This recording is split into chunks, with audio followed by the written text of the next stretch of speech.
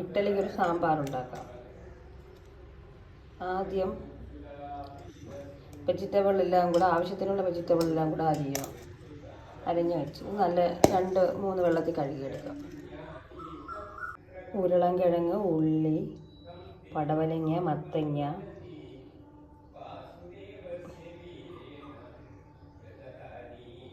ചേമ്പ്, വെള്ളരി, കത്തിരിക്ക, ഇതെല്ലാം കുറേ പീസുകളുണ്ട്. വെണ്ടയ്ക്ക് ലാസ്റ്റ് അവസാനമാണ് ചേർക്കുന്നത്. എല്ലാം അരിഞ്ഞിട്ട് 2-3 വെള്ളത്തിൽ കഴുകിയെടുക്കുക. കഴുകി വൃത്തിയാക്കിയ വെജിറ്റബിളിൽ തോരൻ പരിപ്പ്, ആവശ്യത്തിന് തോരൻ പരിപ്പ്, അവരവർക്ക് ആവശ്യമായ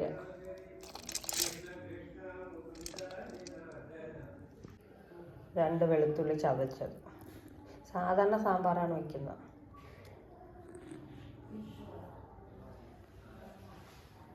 ആവശ്യത്തിന് വെള്ളം വെച്ചിട്ട് 4 വിസിൽ കാപ്പിക്കുക.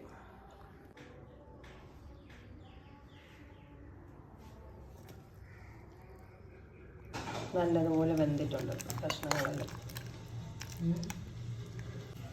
വേറൊരു പാത്രത്തിൽ ആക്കി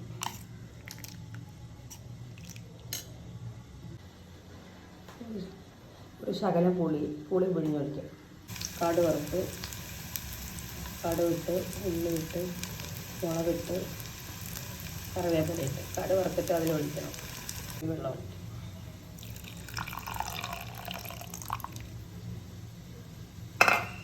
ഉപ്പിടാം. കായപ്പൊടി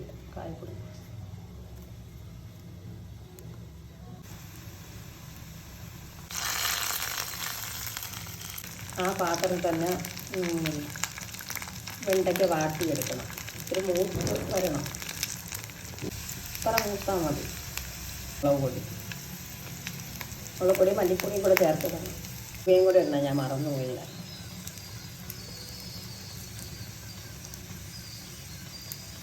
കരിഞ്ഞു പോകരുത്, പെട്ടെന്ന് തന്നെ എടുക്കണം.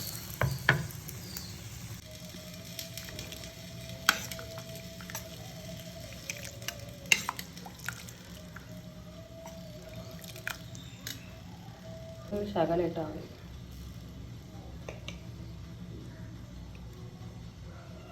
കറിപ്പൊടി 1 സ്പൂണ്. ഇത് മെല്ലെന്ന് വാങ്ങിച്ചതാണ്. 1.5 സ്പൂണാണ്.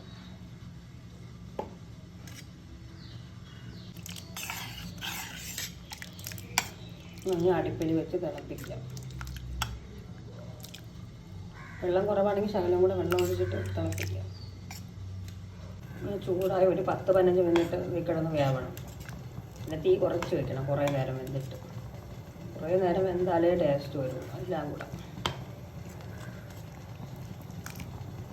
നല്ല ആവശ്യത്തിന് വെള്ളം വയ്ക്കണം.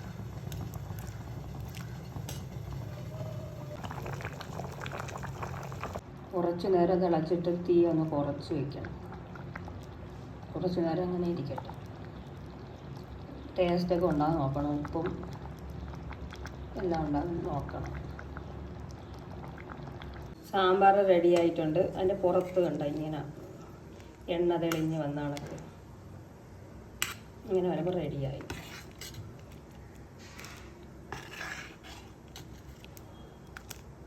തണുക്കുമ്പോഴാണ് കൂടുതലും ടേസ്റ്റ് കൂടുതൽ.